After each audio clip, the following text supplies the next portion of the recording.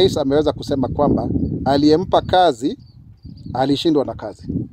Nafikiri hilo ni jambo ambalo yeye mwenyewe amesema, kwa sababu yeye ndiye anajua yule ambaye amepatia kazi na anaifanya kwa namna ipi. Lakini niseme kwa kweli, wakati tunafanya kazi kama serikali, sisi kama wafanyikazi wa serikali katika ngazi za juu na hata za chini, lazima tuongee kwa sauti moja.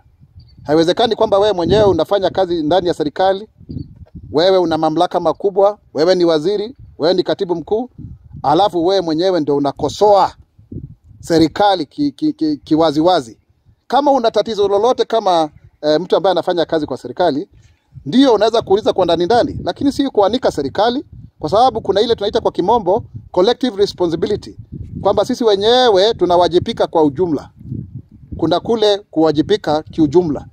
Huwezi ukaanza kusema kwamba leo unakosoa rais ambaye ndiye mwenyewe ambaye amekuteua. Na haiwezekani kwamba mtu ambaye akishafutwa kazi ama anataka kufutwa kazi kwa sababu ni kama ndivyo wengine walikuwa wanataka, alafu unaanza kusema kwamba serikali haijafanya kazi.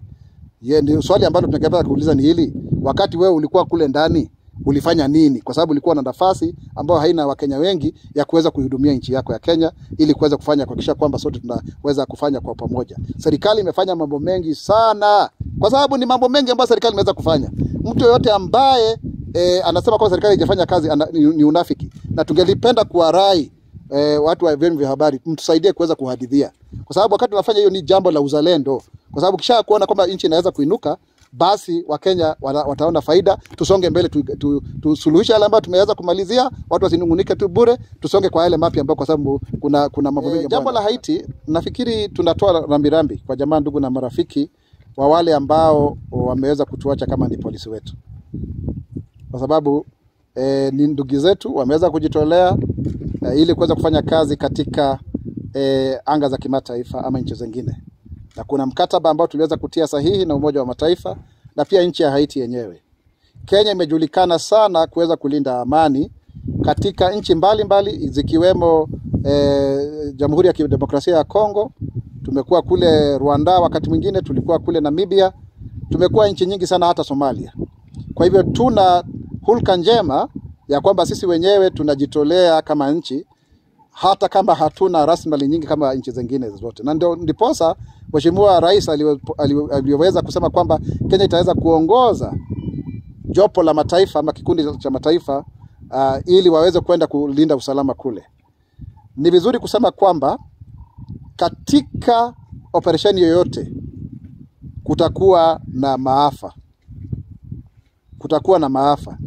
Na sisi kama serikali tunapoangalia yale maafa ambayo yametendeka, sio kama vile alivyotarajiwa.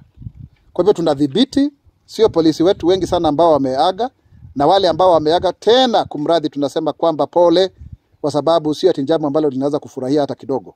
Kwa hivyo tunadhibitisha, na wale ambao wameadhiriwa, zile familia tunazishughulikia na wanahudumiwa ipasavyo, na watashughulikiwa ipasavyo, na watagharimiwa ipasavyo, na hilo ni jambo ambalo tutakuwa tukielezea vile ambavyo tunakuja katika swala la kule Bonde la Ufa upande wa kaskazini.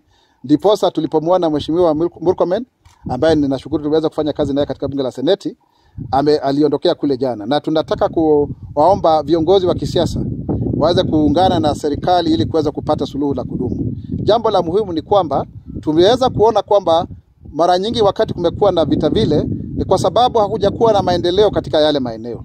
Lakini tutakwambia kwamba tangia jeshi letu liweze kuingia mle, na pia askari wetu, tukajenga madarasa, tukajenga mashule, tukaweza kutengeneza mabwawa ya maji, tumeanza kuona upungufu mkubwa kwa hali ya juu ya vile ambavyo tunakosa usalama katika maeneo yale. Kwa hivyo ni jambo ambalo tunaenda kulishughulikia, kwa sababu tunahakikisha kwamba hata kupitia ugatuzi wa Kenya wameweza kupata faida, wa Kenya wameweza kupata amani, na ndiposa tuweze kuwa na uwekezaji wa hali ya juu. Olakira TV Ewangan Olusholema.